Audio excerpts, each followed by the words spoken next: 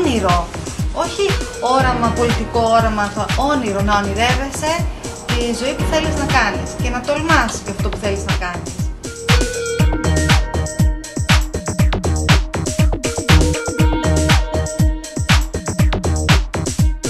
Υπάρχουν πολλά φαινόμενα τα οποία μαστίζουν την Κύπρο.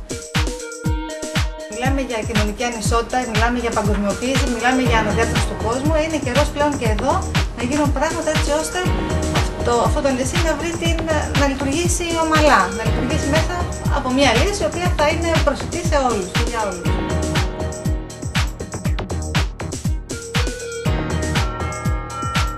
Καταρχήν, το βασικό θέμα που κατά εμένα θα πρέπει κάποιος να διαδηλώσει και να εκφράσει την άποψή του είναι το εθνικό θέμα.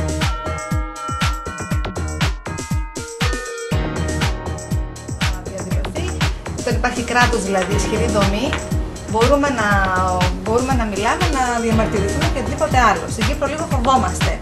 Δηλαδή, γιατί φοβόμαστε? Φοβόμαστε να ανοιχτούμε, γιατί φοβόμαστε, έχουμε ακόμα το άγχος της κατοχής.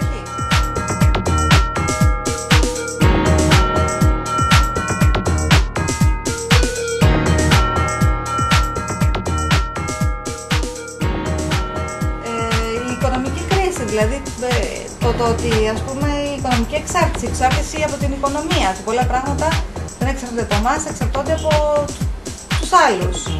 Το ότι υπάρχει ανεργία, μπορεί να βγει κάποιος στους δρόμους και να πει θέλω δουλειά, δεν αξιοποιούν τα προσόντα μου. Οι εκάστοτε πολιτικοί πρέπει να το δουν αυτό. Δηλαδή ο νέος πλέον νιώθει ανασφάλεια για το μέλλον του.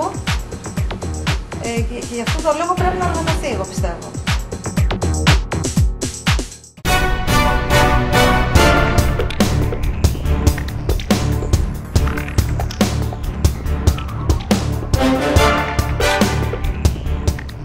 Ποιος χρησιμοποιεί το Facebook, εντάξει, τι όργανο είναι και σε τι χρησιμεύει. Να δούμε, είναι όργανο κοινωνικής δικτύωσης, δηλαδή οι άνθρωποι πλέον κοινωνιοποιούνται μέσα από το Facebook, δημιουργούν φίλους και όλα αυτά, όμως υπάρχει έλεγχος.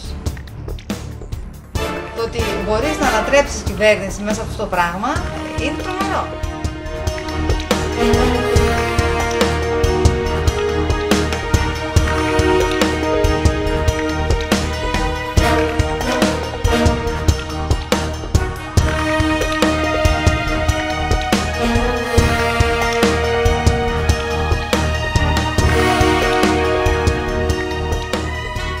Τα μέσα μαζικής ενημέρωσης, το ίντερνετ, η τηλεόραση, οι εφημερίδες, ο έντυπος τύπος, όλα αυτά, λέμε συνήθως ότι είναι υποχείρια της εξουσίας. Είναι και αυτά μια εξουσία. Ο ρόλος τους είναι καθαρά να να ανατρέπουν κυβερνήσεις, να αναπαράγουν καθεστημένα. Έτσι η ενημέρωση. Όταν βλέπεις πλέον τη δικτατορία των μέσων μαζικής ενημέρωσης και το πώς μπορούν να χρησιμοποιήσουν διαδηλώσεις, δηλαδή να χρησιμοποιήσουν τον κόσμο για να βγάλουν κέρδος, έτσι. Γιατί αυτό που έγινε με τους αγανακτισμένους, πόσες μέρες μιλούσαν τα ΜΜΕ.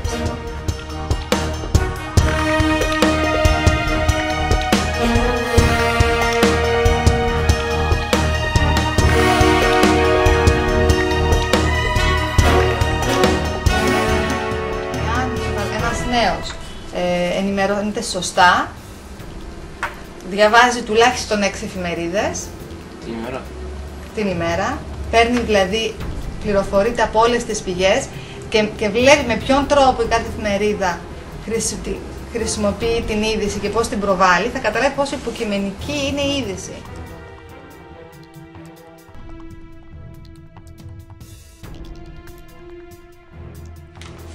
Να υπάρχει συνεργασία και διαπραγμάτευση πολλές φορές. Πρέπει να υπάρχει σύγκληση απόψεων. Σύγκληση μεταξύ κυβερνώντων και κυβερνόμενων. Έτσι, να συγκλίνουν, να συμφωνούν όλοι ότι θέλουν να κάνουν ανάπτυξη και να ενισχύουν τις προσπάθειες του μεν και του δεν, να ενισχύουν τις προσπάθειες του κόσμου.